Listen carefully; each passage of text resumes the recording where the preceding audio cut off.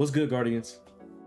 I went crazy in Iron Banner this past week, and I had to bring you a video detailing the guns and build that got me the Iron Lord title. Thanks again, Bungie, for making Iron Banner come around 3 times this season. I really needed that, no cap. The majority of this build is extremely accessible and is guaranteed to improve your PvP play. I mean, you see the work I'm putting in?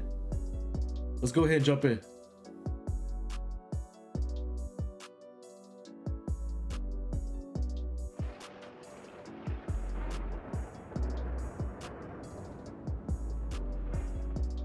I've always been big on pulse rifles in this game.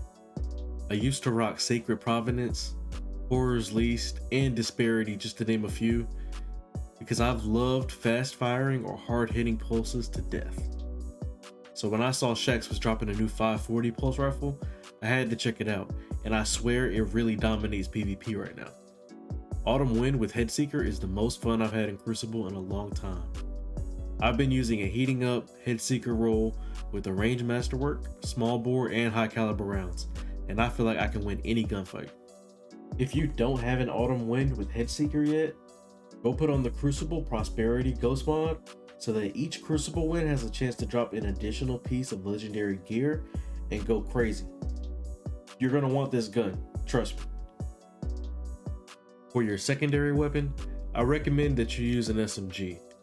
Shotguns aren't a bad choice at all, but a good SMG just wins most engagements. If you have a Shayuras Wrath, that's what I was using because I just love the additional range. But you can't go wrong with an Ikelos SMG either. There are even some good Heroes Burden rolls.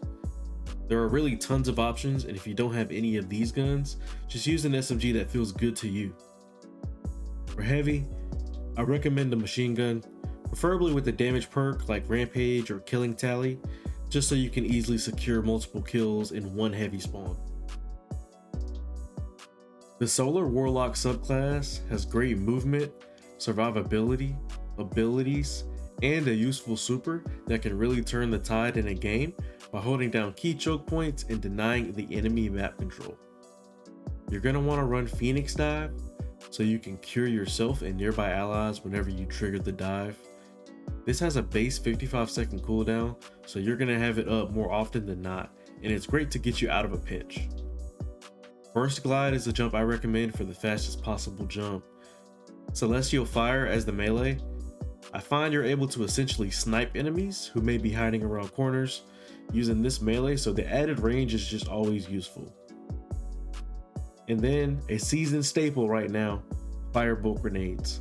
I know it's weird not seeing fusion grenades on Solar Warlock because they just do so much damage in PvE, but with the current artifact perk Rain of Firebolts, we get an additional Firebolt grenade charge.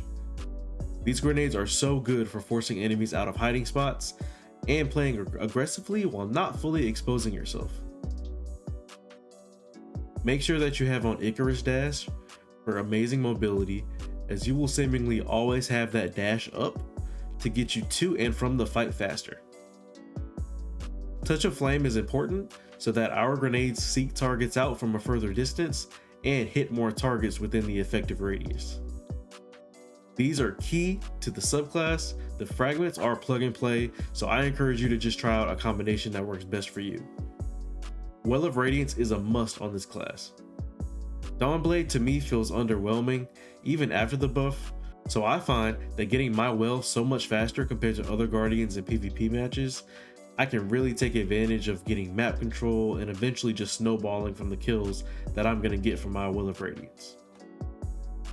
And last but not least, we have the exotic Warlock Gauntlets Ophidian Aspect. Ophidian Aspect passively grants 10 airborne effectiveness, 35 reload speed and handling, and then makes your melee lunge distance 2 meters longer than normal.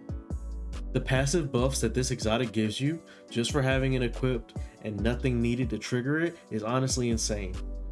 It makes weapons feel so good to use with the reload speed and handling that honestly it feels like it's almost a god roll, even though it might not be. I can't recommend these gauntlets enough, but I can promise you that once you put them on, you won't want to take them off. That'll do it for this quick PvP build. Appreciate you watching. Now go wreak havoc in the Crucible. Peace.